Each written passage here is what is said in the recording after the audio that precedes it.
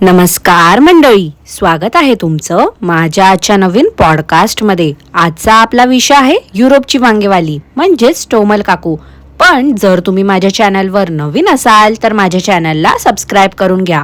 सोबतच शेजारी असलेल्या बेल आयकनला प्रेस करा सो दॅट कोणतीच अपडेट तुम्ही मिस करणार नाही.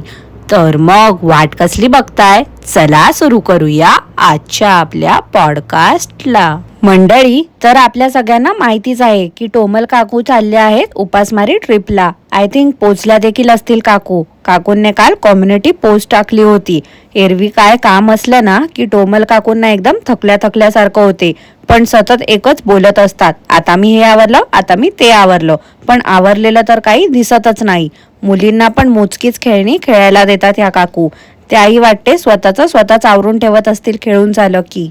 कामं करायला पण मशीन आहे, रोबो आहे. मग काय फक्त स्वयंपाक बनवायचं काम असते काकूंना, तेही धड जमत नाही. इनमीन 4 माणसांचं जरी असेल ना तरी पण पोटभर अन्न बनवावं लागते. चिकटपणा करू नये. एक वेळ उरलेलं चालेल पण कमी पडलेलं नाही चालत. आता एखाद्याला किती भूक असेल ते काय आपण सांगू शकत नाही ना, आणि इतरांना मिळावं म्हणून मग कोणतरी नक्कीच उपाशी राहत असेल. कोळशा आणि टोमलीचं तर ठीकच आहे हो, दिवसभर चरतच असतात. पण मुलींचं काय, त्यांना या वयात पौष्टिक खाणं देणं गरजेचं आहे. आहार त्यांचा एकदम चांगला हवा. पण काकूंना जेवण बनवायचा कंटाळा येतो ना, म्हणून काकू काय करतात तर त्यांना बाहेरचं अरबट चरबट खायला देतात. वेफर आणि मॅगी खाऊनच त्या मुलींचं पोट भरते. मग तुम्हीच सांगा मंडळी, त्या काय पौष्टिक खातील का घरी? आता मध्येच बाहेर जायचा खूळ काढलाय बिंडोक बाईने, आणि मग दुसऱ्या दिवशी दिवाळीची तयारी करत होती. जुन्या दिवसाची जुनी सुरुवात घेऊन टोमली आली आणि पाठी बॅकग्राऊंडला कोळशाचा आवाज येत होता इंग्लिशमध्ये फडफड करताना. कोळशा रे कोळशा, तुला काय वाटलं रे, तू इंग्लिश मध्ये बॅकग्राऊंडला बोलला तर आम्हाला वाटेल की हो रे बाबा कोळशा जॉब करतोय, आम्ही तर उगाच काहीतरी बोलत होतो. पण काय आहे ना कोळशा, तू साध्यातल्या साध्या ठिकाणी जरी काम करत असशील ना तरी पण कामाचा एकच रूल आहे की शांतता लागते त्यांना. आपण कोणत्याही आवाजामध्ये वगैरे कधीच मीटिंग्स नाही करत रे. डिस्ट्रॅक्शन्स असतील अशा ठिकाणांना आपण अवॉइड करतो. आणि तुझं काय रे, बायको हातात कॅमेरा घेऊन लोकांना येडा बनवते, बडबड करते, एवढी बोंबलते, आणि तिच्या पाठी तिचा पदर पकडून तू मीटिंग्स अटेंड करतोय. ग्रो अप कोळशा, ग्रो अप. लोकांना मूर्ख बनवण्याचा जो काही बिझनेस तुम्ही जोडप्याने सुरू केलाय ना तो आता बंद कर. लोक आता हुशार झाली आहेत, त्यांना समजते की तुम्ही किती गंडवताय त्यांना ते. आता दिवाळीसाठी शॉपिंग टोमलीने गेल्या दिवाळीमध्ये केली होती. भारतात जेव्हा ती आली होती ना तेव्हा तर या बाईने काहीच दाखवलं नाही. दाखवेल तरी कशी हो, त्या टाइमला बन्याचा कांड झाला होता ना, रेसिडेंट परमिट हरवलं होतं. आणि हे जर दिवाळीचं सामान दाखवलं असतं तर लोकांनी अजून प्रश्न विचारले असते. शिशू सगळं दाखवते पण रेसिडेंट परमिट अजून दाखवलं नाही आहे, म्हणून ही सगळी नाटकं करत होती टोमली. अजून काय नाही हो मंडळी, उगाच फेकते की राहून गेलं तेव्हा दाखवायचं म्हणून आता दाखवते. त्या कार्डचं टॉपिक हिला वाटलं की लोक विसरलेत, पण नाही ग बाई, तुझे कोणतेच पराक्रम आम्ही विसरलेलो नाही आहे. प्रत्येक पराक्रम तुझे एका डायरीमध्ये मी लिहून ठेवले आहेत. काय आहे ना, तू जेव्हा ट्रॅव्हलर्सला उत्तर द्यायला बसशील ना तेव्हा मी तुझ्या पापाचा पाडा वाचून दाखवीन तुला. काय त्या तोरणाचं कौतुक करत बसली होती. महाराष्ट्रामध्येच नाही तर गुजरातमध्ये पण असली तोरणं सगळीकडे अवेलेबल आहेत. आता मी हे केलं, आता मी ते केलं. काय करायचं ना या बाईने काय काय केलं दिवसभरात हे जाणून घेऊन मला तेच समजत नाही आहे. माझं तर डोकं आउट होते ही जेव्हा बोलते ना, आता मी हे केलं, आता मी ते केलं. अगं बाई, जे काय करते ते तू तुझ्या घरासाठी करतेस ना, त्याचा दिखावा कशाला करते युट्यूब वरती? आता काय तू घरची कामं केली म्हणून आम्ही तुझा शाल आणि नारळ देऊन सत्कार करावा अशी तुझी इच्छा आहे का? दिवसभर सगळीच राबतात घरासाठी, एवढं काय मोठा पराक्रम करतेस ग बाई तू, आणि एवढंसं काम करून थकतेस बरी. तुला म्हणून सांगते टोमली, माझी मंडळी आहेत ना त्यांचं रुटीन सांगितलं ना तर घाम फुटेल तुला. कारण तुझ्यापेक्षा ना कितीतरी पटीने जास्त माझी मंडळी मेहनत करत असतील. कितीतरी जणी गृहिणी असतील ज्या घरचं सगळं बघत असतील. कितीतरी जणी जॉबला जात असतील जे जॉब करून घरचं सांभाळत असतील. पहाटे 4 वाजल्यापासून रात्री 12 वाजेपर्यंत राबतात सगळ्या जणी. आणि तुझं काय आहे ग, भातुकली सारखा स्वयंपाक करते आणि त्यात पण तू दमतेस. दिवाळीचा फराळ पाहिलात का मंडळी, केवढासा बनवला होता तो. मैदा खात नाही बोलत होती. हिने जो फराळ बनवला होता ना तो तर माझी आजी जेव्हा होती ना तेव्हा ती नैवेद्याला ठेवायची पहिल्या आंघोळी दिवशी. आणि मूर्खबाईने ज्या शंकरपाळ्या बनवल्या होत्या ना त्या सेम हिच्या तोंडासारख्या दिसत होत्या, एकदम करपलेल्या. काही येत नाही, इकडून तिकडून रेसिपी ढापते आणि स्वतःच्या चॅनल वरती दाखवते. मंद मंद भक्त तर मूर्खच आहे. त्यांना वाटेल अरे वा, माझ्या ताईने किती छान फराळ बनवलाय, मस्त मस्त ना.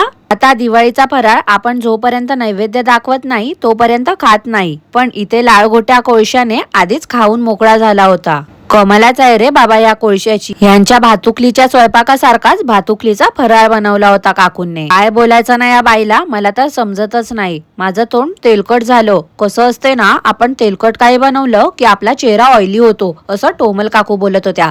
अगं बाई टोमले, गप ग गप, खोटं नको बोलू, समजला ना. असं वाटत होतं तुझ्याकडे बघून की 2 दिवसापासून आंघोळ नाही केली आहेस तू.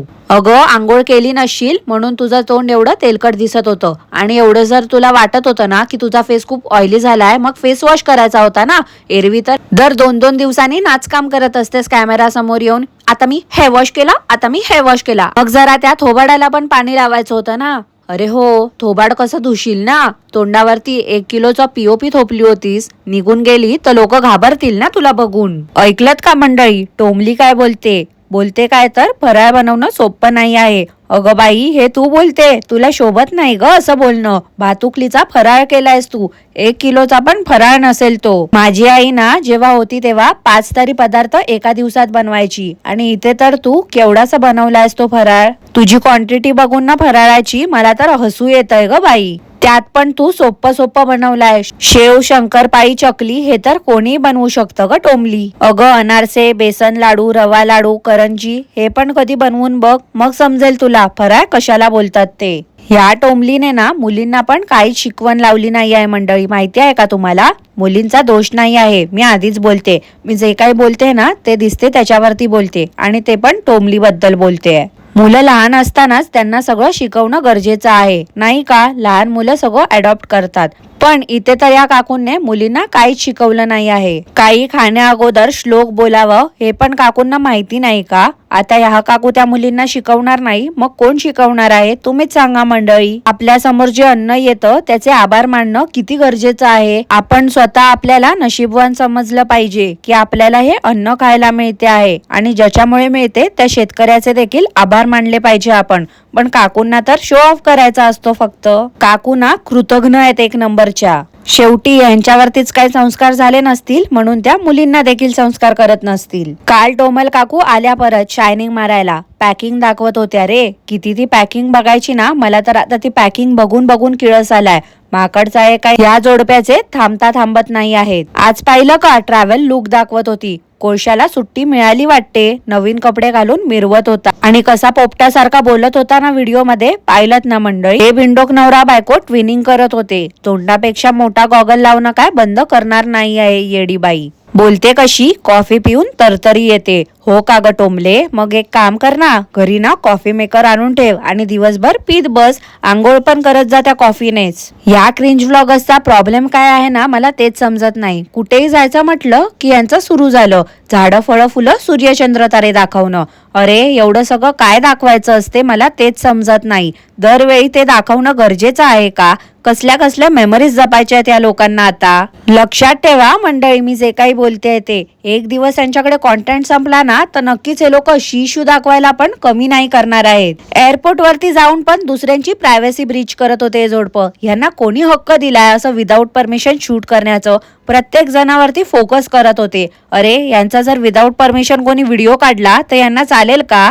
साधं या बैलबुद्धी जोडप्यावरती रिॲक्शन देतोय तर हे लोक आमच्यावरती प्रायव्हसी कंप्लेंट टाकत सुटलेत. मग हे लोक जे 4 चौकामध्ये जाऊन विदाऊट परमिशन कोणालाही शूट करत असतात, हे चालते का. टोमली तर अडाणी आहे हे तर माहितीच आहे, जग जाहीर आहे, पण या कोळशाचं काय. कोळशा तर सुशिक्षित आहे ना, त्यालाही समजत नाही का असं वागणं बरोबर नाही. आज सकाळी टोमलीची रूम टूर पाहिलीत का मंडळी. रूम तर तो शुरू होते खतम हो गया. आता हा कोळशा परत आला आहे व्हिडिओ शूट करायला. मिरर मध्ये त्याचं रिफ्लेक्शन दिसत होतं. 4 जण कसे आता त्या रूम मध्ये राहणार आहेत ना, मला तेच समजत नाही. किती चिकटेपणा ना. चांगला मोठा रूम घ्यायचा तर नाही. कुठेही जाताना ना हात ढिला ठेवावा असं मला वाटते. पण या लोकांचं तसं नाही आहे, 4 पैसे वाचवायला बघतात. एवढाच जर या बाईला चिकटेपणा करायचा होता तर गपचूप घरी बसायचं होतं ना. काल परवाच या टोमल काकूंने एक पोस्ट टाकली होती इंस्टाग्राम वर. त्यात काकूंने काय काय लिहिलं होतं पाहिलत का मंडळी तुम्ही. स्पेलिंग मिस्टेक्स बघा किती आहे. मटरीला लिहिलं काय आहे तर मठारी. शंकरपाईला लिहिलं काय आता शकळपाई. ह्या लोकांचं मराठी बघून ना मला खरंच हसायला येतं, कारण ह्यांच्यापेक्षा चांगली मराठी तर कितीतरी परप्रांतीय बोलतायत. देवा वाचव रे आपल्या देशाला अशा मूर्ख लोकांपासून. तर मंडळी आजसाठी एवढंच. आजचं पॉडकास्ट मी इथेच थांबवते. तुम्हाला आजचं पॉडकास्ट कसं वाटलं ते मला नक्की कॉमेंट करून कळवा. आणि पॉडकास्ट आवडलं असल्यास लाईक करा, शेअर करा, चॅनलला सबस्क्राईब करायला विसरू नका. सोबतच शेजारी असलेल्या बेल आयकनला प्रेस करा, सो दॅट कोणतीच अपडेट तुम्ही मिस करणार नाही. धन्यवाद.